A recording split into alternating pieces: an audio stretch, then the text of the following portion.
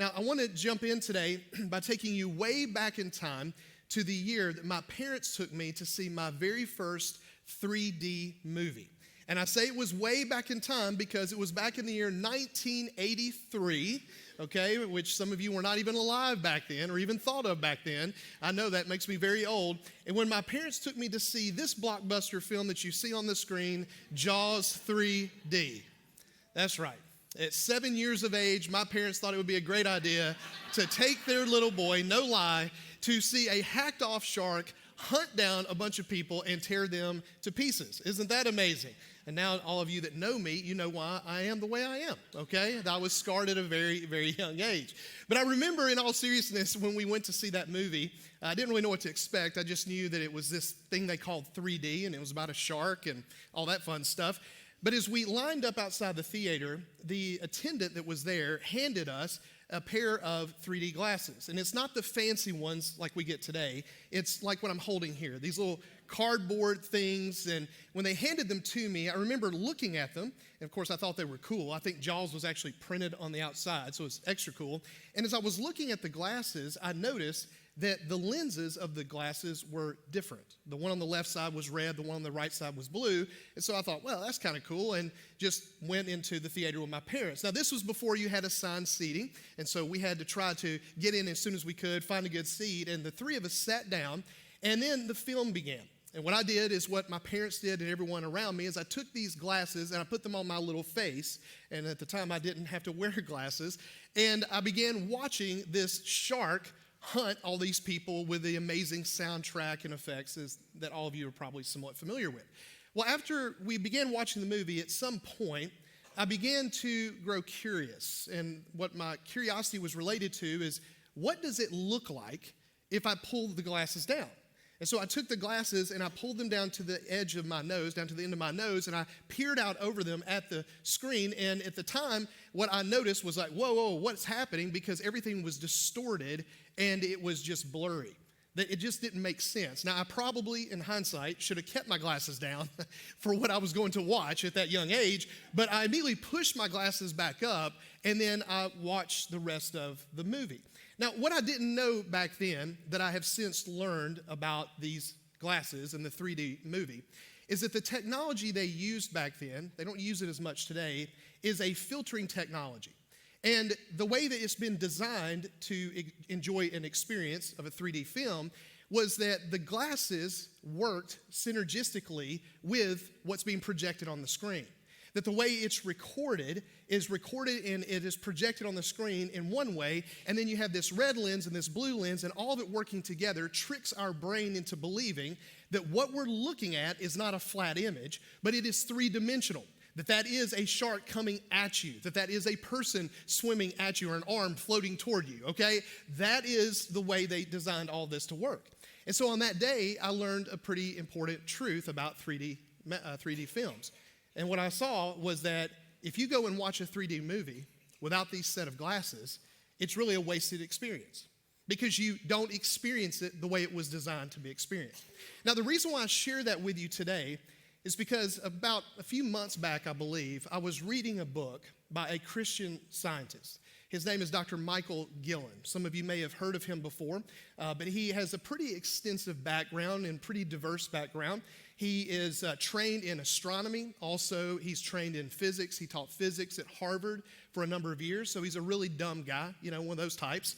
But he came to believe in Jesus a little later on in life, and he wrote this book, and in his book, he began to speak about how this life that we have in this world is designed by our Creator to be seen or to be experienced in a particular way.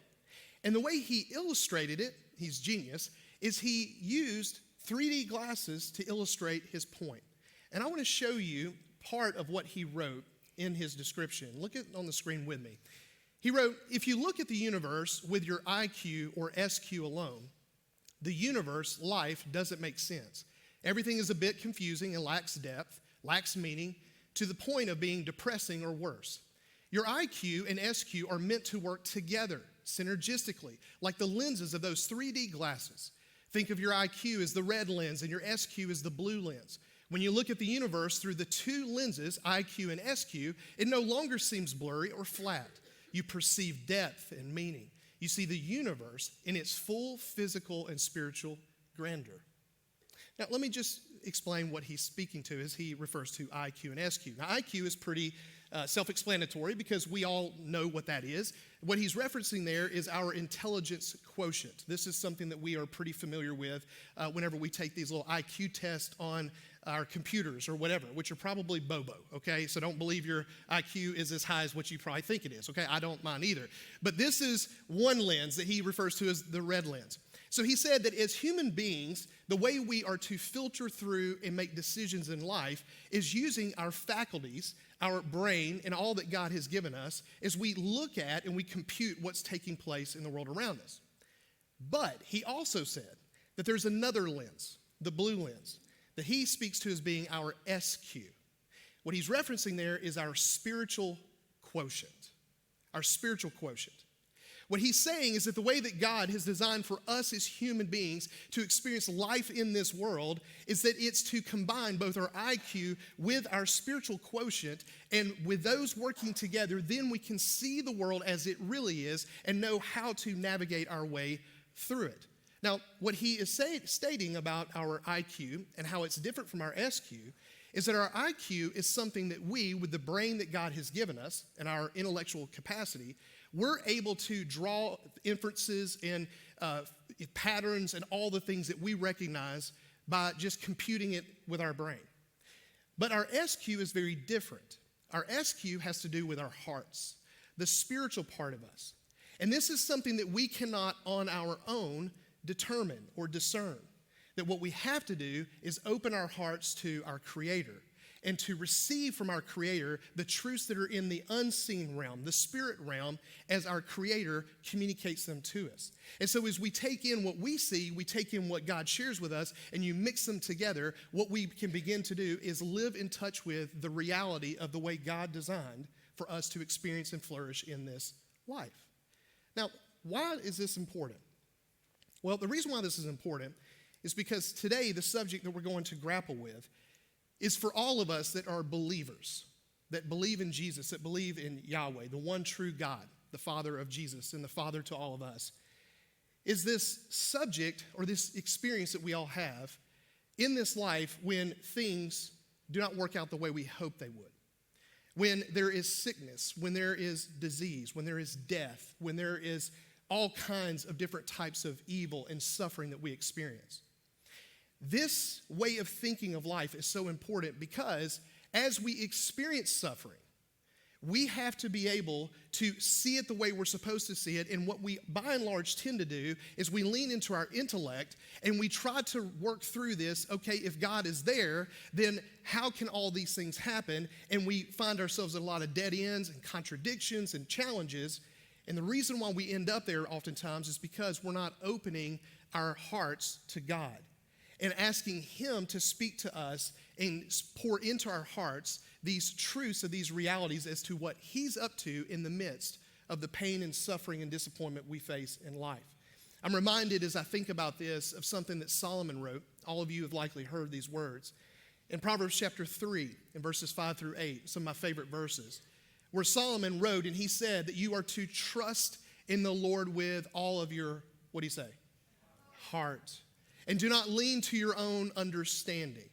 What Solomon was getting at, it was again lining up with what Mr. Gillen wrote here as he describes the way we're meant to live life, is that we're not to try to lean to our own understanding. We're not to always lean to trying to be wise in our own eyes, but we are to open our hearts to our Father in heaven and to receive from Him the truths that we need to know that we cannot figure out on our own, and for those to come together so that we can live life in this world. And so today, I want to do my best to try to tackle this reality that we all face in life of suffering and evil. And the way I want to try to do this is to take a story from the Old Testament, one of the most well-known characters, one of the most well-known stories in the Old Testament that I believe will help us better understand, if you will, the SQ, the realities of the heavenlies, the realities of God, as we wrestle with Him being there, Him being loving, Him being all-powerful, and us going through these experiences. Now, The story we're going to look at is one that all of you probably know of. It's the story of Joseph, who, for those of us that were raised in church, know him as Joseph with the coat of many, what? Colors, right? So we're going to look at his story, but let me go ahead and warn you. If you want to try to follow along with me this morning, good luck, okay? Because his story is found in Genesis chapter 37 through Genesis chapter 50. And so given our time, we don't have time for me to just read straight through that. And so you'll be glad that I won't do that. So I'm going to bounce around a lot. I'm going to talk a little fast. I talk fast anyway, but I'm going to talk a little faster to try to share with you and sketch out the story because it is so insightful and powerful. So let's jump in Genesis chapter 37. We're going to begin in verse 2, and this is what Moses tells us about Joseph. He said, "These are the family records of Jacob. At 17 years of age, Joseph tended sheep with his brothers. The young man was working with the sons of Bilhah and Zilpah." Now, ladies, these are women's names. Aren't you glad your mama and daddy didn't name you that, okay? "His father's wives. And so he brought a bad report about them to their father. Now, Israel loved Joseph more than his other sons, because Joseph was a son born to him in his old age, and he made a long-sleeved robe for him. When his brothers saw that their father loved him more than all his brothers, they hated him and could not bring themselves to speak peaceably to him." Okay, so right out of the gate, what we are looking at here as Joseph is introduced to us by Moses is bad parenting 101, okay? I would argue this is far worse than taking your 7-year-old to watch a shark hunt down people, okay? I would argue that. And the reason why is because Jacob, otherwise known as Israel, he had all these kids, but he had this one, Joseph, who was his favorite. And he made this so clear. He made for him a long robe, a coat of many colors, and he gave it to him. So his brothers, they hated him. They despised him. And the reason was because every time they saw him pimping around in that coat, they were reminded of their father's rejection of them and his love for him. Now, can you imagine how heartbreaking that had to be and how infuriating that had to be for these guys? Well, what Moses goes on to tell us throughout the rest of this chapter is right on the other side of this, Joseph experiences a couple of dreams. And he gathers his family together on a couple of occasions, and he tells them what he dreamed. And what he shared with them was that one day they were all going to bow down before him. Now, let me ask you, can you imagine telling your parents and telling your siblings that one day they're all going to bow down before you? Yeah, it went over like a lead balloon. If anything, it raised their hatred toward Joseph to a whole nother level. After this takes place, Jacob one day pulls Joseph aside and he says, "Hey, son, here's what the thing. I need your help. All your brothers are out there in a distant land and they're working. I need for you to go and check up on them and come back and bring me a report." Well, Joseph makes his way out there, and as the brothers see him coming toward them, with their hatred and their rage toward him just filling their hearts, they began to conspire how that they were going to kill him. Now, thankfully, one of his brothers, Reuben, said, "Time out. Let's not do that. Let's just throw him in a pit." And so that's what they did. When Joseph arrived, they beat him up a little bit, took the robe off of him, and threw him in a pit. As they sat there, they began to think a little bit more about this, and they said, "We don't want his blood on our hands. We're not going to kill him. Let's get something for him." And so they turned and they sold him to some Midianites. They took some money. They then took this garment, this coat of many colors. They ripped it up to make it appear that he had been attacked by a wild animal to try to cover what they had done. They dipped it in animal's blood. They sent it to their father with a message saying, "Dad, we found this. We don't know if it's our brothers. Will you look at it?" And of course, when Jacob saw it, he knew instantly, "That's my son." And it broke him. At the end of Genesis chapter 37, Moses then writes this in verse 34. "Then Jacob tore his clothes, put sackcloth around his waist, and mourned for his son many days. All his sons and daughters tried to comfort him, but he refused to be comforted. 'No,' he said, 'I will go down to Sheol,' which is the grave, 'to my son mourning.' And his father wept for him." But then he adds this note. Look at this. "Meanwhile, the Midianites sold Joseph in Egypt to Potiphar, an officer of Pharaoh and the captain of the guards." So at the end of Genesis 37, we have this story where Joseph is taken, he's thrown into a pit, and then he's taken away by these Midianites, sold into slavery. And what Moses tells us is that here, his dad is absolutely devastated, but over here in Egypt, Joseph now has been sold to one of the highest ranking military officials in the cabinet, if you will, of Pharaoh over Egypt. Now, from this point, from Genesis 37 on, this story, in Joseph's story, takes a lot of twists and turns. And I'll just share with you and sketch out for you some of those twists and turns. The first thing that happens is that Joseph, when he went to live with Potiphar recognized that Joseph was a hard worker. He was trustworthy. So he elevated him to a position of power in his home where he had free reign, if you will, to run things. Well, ladies, Potiphar's wife, as she was there with Joseph while Potiphar was off at work, began to watch Joseph closely, if you know what I mean. Joseph was what you would call a strapping stud, seemingly, from the text. And as she watched him, she began to have some passionate desires for him. So she approached Joseph one day and said, "Hey, how about you come to bed with me?" Joseph resisted her advances and said, "I am not going to sin against God. No, thank you." Well, she didn't stop. She continued to make one pass after another pass after another pass after another pass. And then finally, she had so much passion and so many out of control desires that she grabbed a hold of Joseph, and then he pulled away from her, ripping out of his clothes, and he ran away from her. Now, as I was thinking of this, I can somewhat relate to this at times with my beautiful wife, Melissa. Any other fellas? Any other fellas in the house? You know what I'm saying? So this is what happened. Just had to break it up a minute, okay? Did I embarrass you? I did, yeah. Okay. So this is what happened. And then when Potiphar came home, his wife told him that it was in fact Joseph who tried to rape her. And she had this garment and said, "I screamed, he ran, I have this." And so Potiphar did what any loving, powerful husband would do in his position. He took Joseph, threw Joseph into prison to spend the rest of his life in prison. After Joseph was thrown into prison, he continued to work to do what he was doing. The warden of the prison, he noticed that Joseph was trustworthy, so he also elevated him to have a level of authority in the prison. And while Joseph was in prison, the Pharaoh had a falling out with his chief cupbearer and his chief baker, and so he threw them into prison because he was hacked off at them. And while they were in prison, they had these dreams, and they ended up sharing their dreams with Joseph. And what Joseph told them is that, "Okay, boys, I'm going to tell you the interpretation, but here's what you need to know. For one of you, it's going to go well. The other one, not so much." For the chief cupbearer, he told him, "You're going to be restored back to the side of Pharaoh, where you're going to continue to taste his wine before he takes it to make sure it's not poison." That was a big job. But for the baker, he said, "You're going to be restored, but he's going to kill you, okay? I'm sorry, but that's the interpretation." And it happened just the way Joseph told them it would happen. One thing Joseph did ask the chief cupbearer to do was that once he was back to the side of the Pharaoh, he wanted for him to basically speak up for him, to kind of help him out, because he helped him out. But the text tells us, the story tells us as Moses describes it, that the chief cupbearer forgot all about Joseph. You fast forward a little bit of time, and then the Pharaoh has a series of dreams himself. And these dreams freaked him out. They were pretty wild, crazy dreams.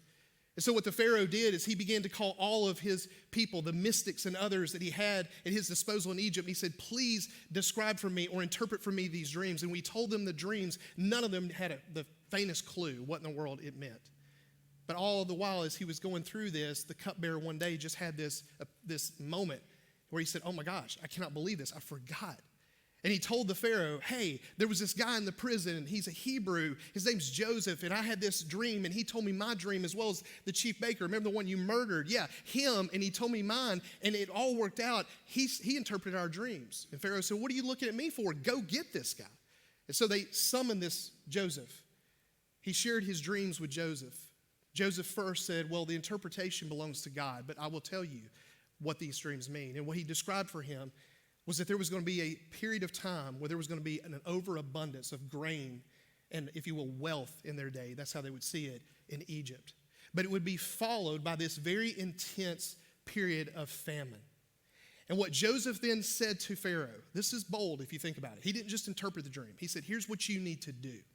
You need to go find someone that is wise, someone that is able to help you prepare during the times of plenty for the time of famine, and to lead you and the nation, the Egypt, through this.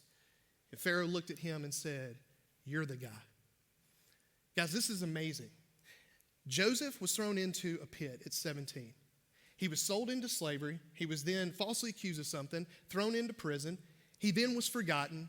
Then he is finally remembered. He then interprets these dreams, and then Pharaoh elevates Joseph to right under him and over all the land of Egypt in power at the age of 30.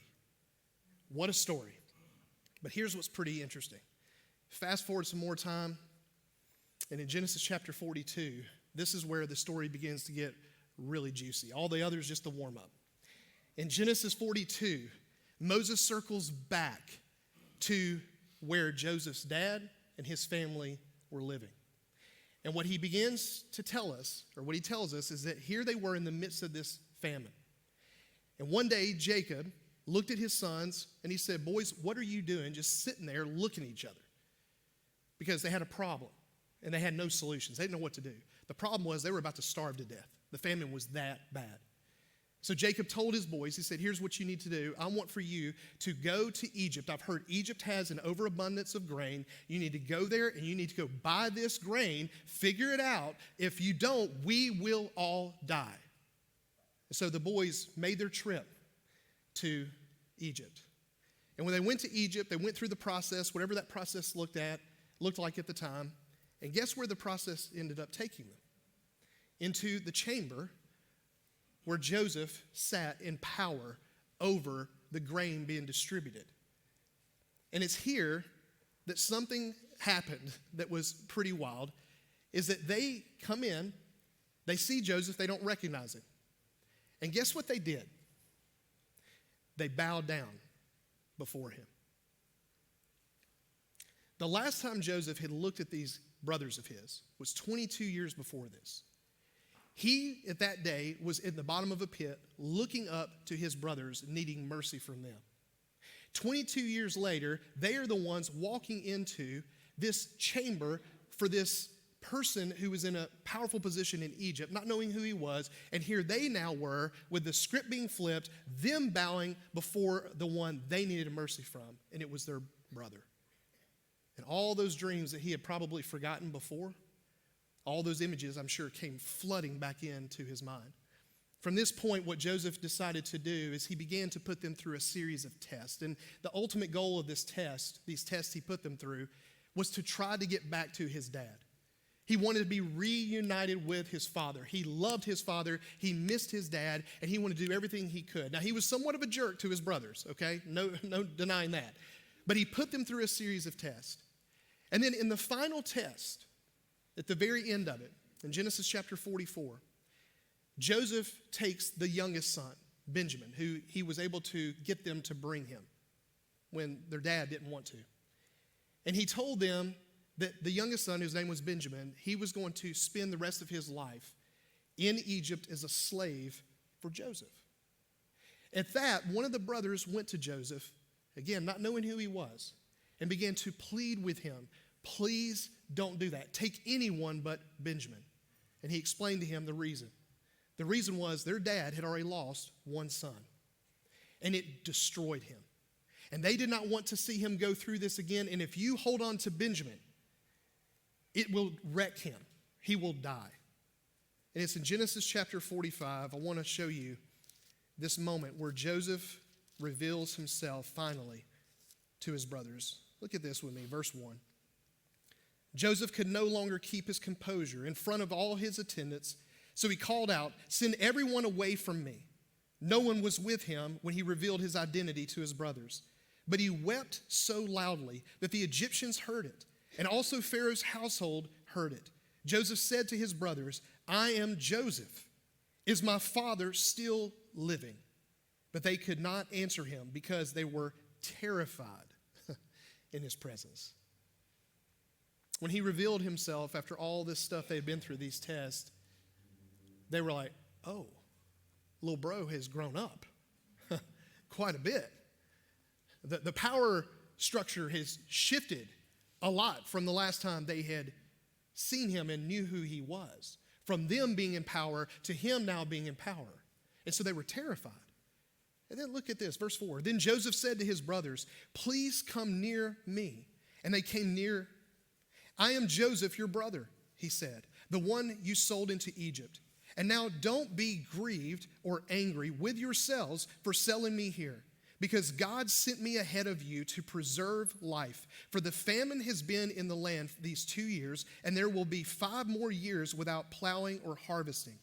God sent me ahead of you to establish you as a remnant within the land and to keep you alive by a great deliverance.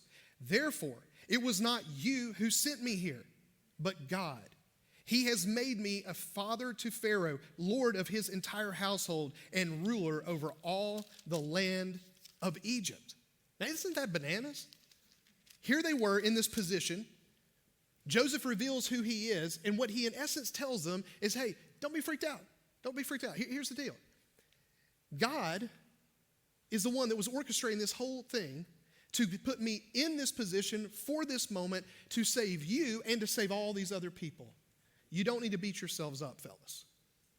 After this, Joseph asked them, is Dad still alive? They said yes. And with the blessing of Pharaoh, Joseph orchestrated and set it up with some gifts from Pharaoh as well to be able to meet and see his father. As you can imagine, his father, when he was told that Joseph is alive and wanted to see him, at first he didn't believe it. Like, there's no way. But then he saw all of this stuff from Egypt, and he thought, well, I guess it's true.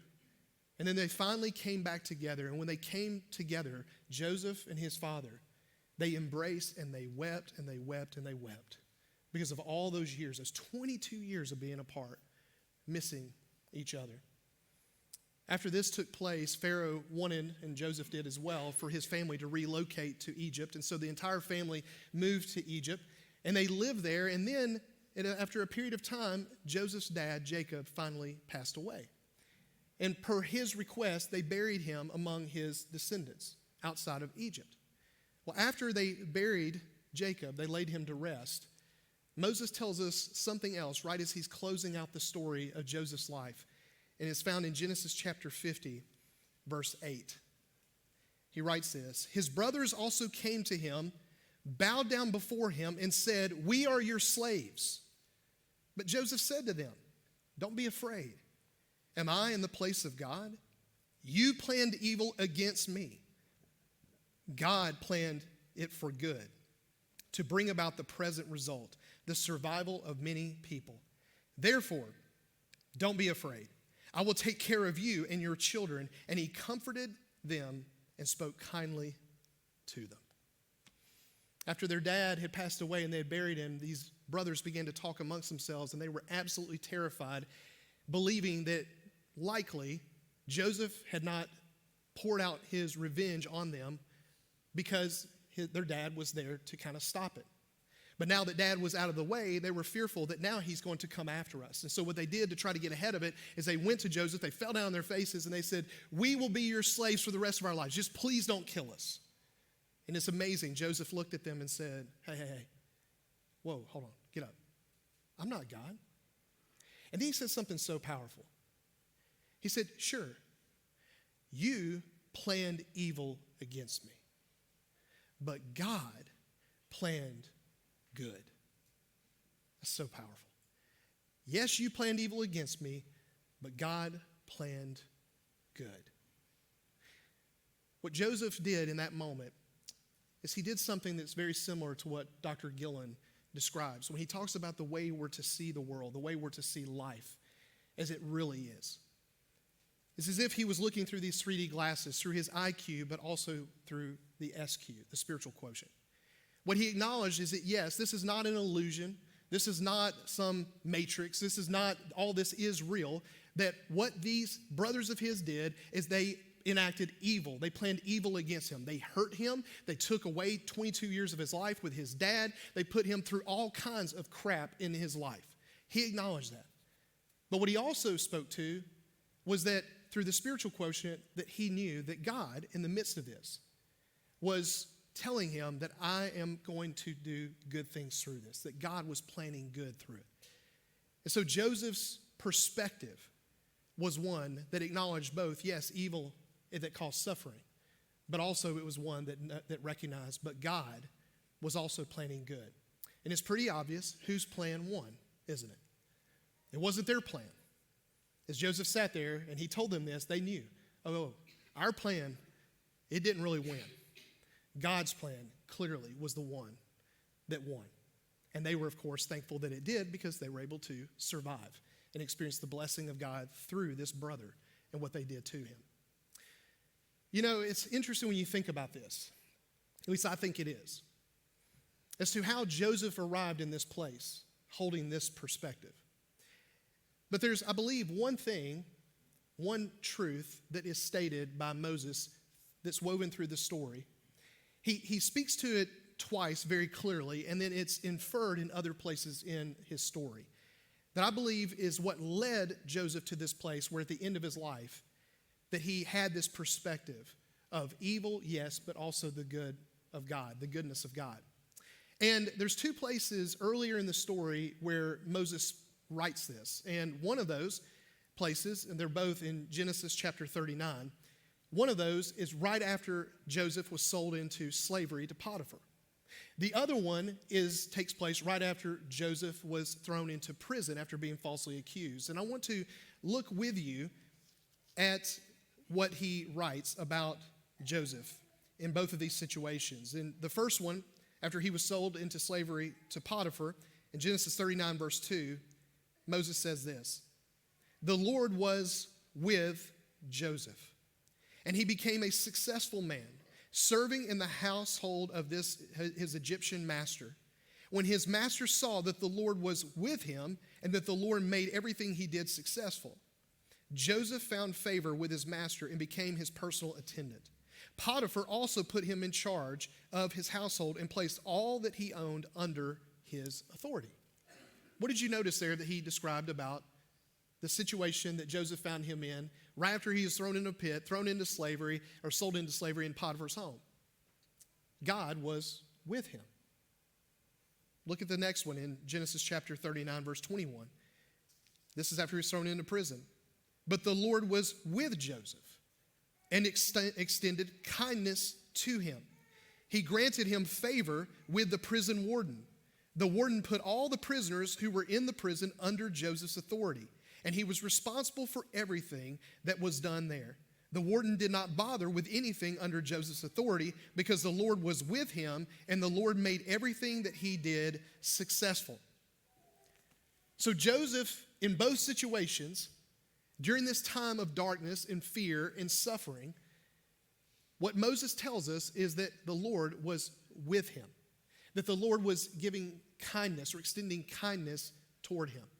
And I believe that it was through those experiences that Joseph had there, but all through his journey and all through his story, the twists and the turns of this evil and suffering and why God and where are you, God, that as he was going through that, what he was doing is he was opening his heart to God. He was being vulnerable. He was in essence saying, God, I'm all alone. I'm alone in this home. I'm alone now in this prison. I have no one around me to lean on but you. And it was when he placed himself in that vulnerable place, opened his heart to God, that God poured his kindness into his life. It was in those moments of suffering that God actually revealed to Joseph that really he is near as we go through these dark times of life. These truths that we just looked at really connected with me a couple weeks ago when I was on social media and I was scrolling through X, formerly known as Twitter, for all of you Twitter fans. And I stumbled upon a post that I want to put on the screen and look at with you here. And what you see here is this individual posted this picture, and he at the top notes, "Christians, where is your God?" And what he is sharing is this young Christian lady who I follow. She posts a lot of things that are very encouraging. And what she's noting here with this picture is that 7,000 Christians in Nigeria were slaughtered for their faith in the first 7 months of 2025 per the NGO Inter-Society, which is an average of 33 Nigerian Christians being killed a day. Now, what you're looking at in that picture is a village in Nigeria, and they're all looking at the shoes of people that had just been slaughtered by what I would refer to as Muslim savages, because they are that. They killed them because they wouldn't convert to being a Muslim. and they held to their faith in Jesus. And these are children, women, men, does not matter. They slaughtered them. And so when I saw this, I'd already seen this young lady's post, but what caught me was the guy that shared it and the statement he made, because he's not really asking a question. He's not curious. You can tell by his writing. He needs some grammar lessons too, by the way. But Christians, where is your God? What he's doing is he is mocking Christians. What he's saying is, hey, you Christians, you're idiots because you say you believe in this all-powerful, all-loving God in the heavens that watches over you, that knows your needs, is going to take care of your needs. Well, where was he during this time when these Muslims came in and slaughtered all these people? Where is he? And so as I look at the story of Joseph in the midst of something that's so evil and horrible, what I believe the answer to that question, when you don't just look at it through the intellectual side, but you also look at it through your SQ and the truths that we find in Scripture through the story of Joseph, but not just Joseph, through the life of Jesus, through the life of the Apostle Paul, and you could go down the list, and even our lives here today, is that you could answer that question to this guy if he really wanted an answer. He doesn't want an answer, and the answer would be this: he was with them. God was with those Nigerian Christians until they breathed their last breath, guys. He did not leave them. And here's the other truth. They are now with him, face to face. And they will never be separated from him again. And what they are waiting for is what we're all waiting for. We're waiting for what we celebrate every year at springtime. In spring, we celebrate 2 events as Christians, all within the same weekend.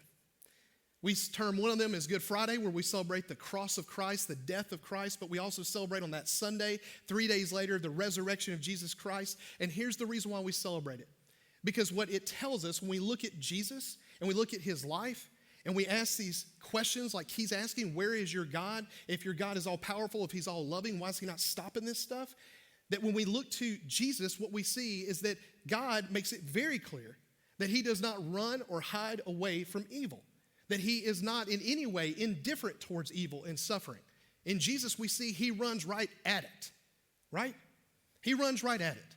Because Jesus left the heavens to enter into this broken, sinful, evil, you fill in all the blanks of all the evil in this world, because there's a lot, and I don't want to say them all up here, but there's a lot of crap. And he entered into this, and he ran right at sin, he ran right at the Satan, he ran right at death, and he defeated all of them. He died for the sins of the world, guys. He paid for the sins of the world. But he didn't stay dead. He rose again. And so as we are in this life, as those of us that believe in Jesus and we look to him, yes, we can see there's these challenges, of course, on the intellectual side, but we also see that he is with us, that he promises to be with us. But not only that, we also see that he left the empty tomb showing us what he's going to do one day when he promises to return. One of my favorite texts on this, or descriptions of this event, is something that the Apostle Paul wrote in 1 Thessalonians chapter 4. I love this. One of my favorite scriptures on this truth is coming reality. In 1 Thessalonians 4, verse 13, Paul writes this: "We do not want you to be uninformed, brothers and sisters, concerning those who are asleep." And if you're not familiar with this language, asleep here means dead, okay? "So that you will not grieve like the rest who have no hope." Verse 16, "For the Lord himself will descend from heaven with a shout, with the archangel's voice, and with the trumpet of God, and the dead in Christ will rise first. Then we who are still alive, who are left, will be caught up together with him in the clouds to meet the Lord in the air. And so we will always be with the Lord. Therefore, encourage one another with these words." What Paul is describing here is that Jesus rose from the dead. He ascended into the heavens with the promise that one day he is going to return. And when he returns this time, he's not returning as the humble servant. He's already been there, done that. This time he's returning as king. And when he comes, as you read here in 1 Thessalonians, the trumpets are going to blast. And that's not going to be, hey, he's going to come back and just play games. No, he is coming back. He's in charge, and he is here to eradicate all evil, all sin, all death, all decay. He is coming to do that. And here's what's so cool. What Paul's also describing here is that when he does that at his return, those Nigerian Christians that were slaughtered for their faith, he's going to resurrect them. They too will win. They too will beat death because Jesus beat death for them. He will resurrect them by name. For all of us that believe in Jesus, on that day, he will resurrect you. And then your body, your new body, for the new heaven and the new earth will be set free completely, and he'll wipe away every tear from our eyes. There'll be no more death, sickness, or pain ever. That is the good news of Jesus Christ. That is the gospel. So here we are today, and I want to tell you what I'm concerned about, okay? I get it, suffering and going through things and all the questions and all the things that we see in the news, but also what we go through personally. It's so taxing. And anyone that ever tries to tell you this life is not hard, they're not being honest with themselves, and they're not being honest with you either. This life is hard, very hard. But I'm so thankful God is with us. But the issue that we have today is that so many of us, as we go through this life, we are doing, unfortunately, not what Dr. Gillen said. A lot of us is as if we are blocking off the SQ, the right lens, if you will. We're looking at everything intellectually. We're looking at everything through principalism and A plus B equals C and all that stuff. Now, look, do those things. That's fine. But we're not opening our hearts to God. And the reason why we're not is at the root of it, we are proud, arrogant people that think we're smart enough and intelligent enough and clever enough to not really need God except, when there's something that's really, really bad.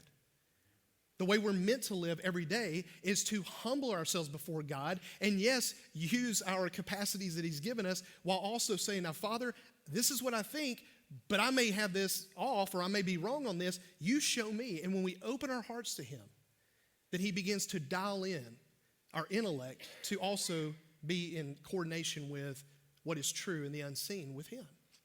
That's the way we're meant to live life. As I get ready to close, I'll tell you that this past couple weeks, as I was thinking about this subject, I've thought about some of you. I've thought about others that aren't here. And what I know is that you all have been through some tough stuff. Some of you are right in the middle of going through tough things. Some of you are going through health crisis. Some of you are going through relationship issues, financial issues. Some of you have lost loved ones. There's all kinds of things going on. And what I believe your Father wants for you to know today, more than anything, is that he is with you. And he'll never leave you. The question is, will you just truly open your heart to him? Will you just pour your guts out? Will you not stuff it? I tend to stuff things. I don't know how many of you do that. I tend to stuff things and just try to keep going, and grind. That's not helpful. But will you just speak to him? I believe that God is, as he is described, the great physician, which also makes him the great therapist and coach as well. That he can get to the heart and get to places that no other human being can. But a lot of us, we stuff things and we don't go to him. And so will you just open your heart to him? Be honest with him. Tell him whatever it is that you're really wrestling with and ask him to help you. And then continue every day to do that so that you can see and experience life as you're meant to experience it.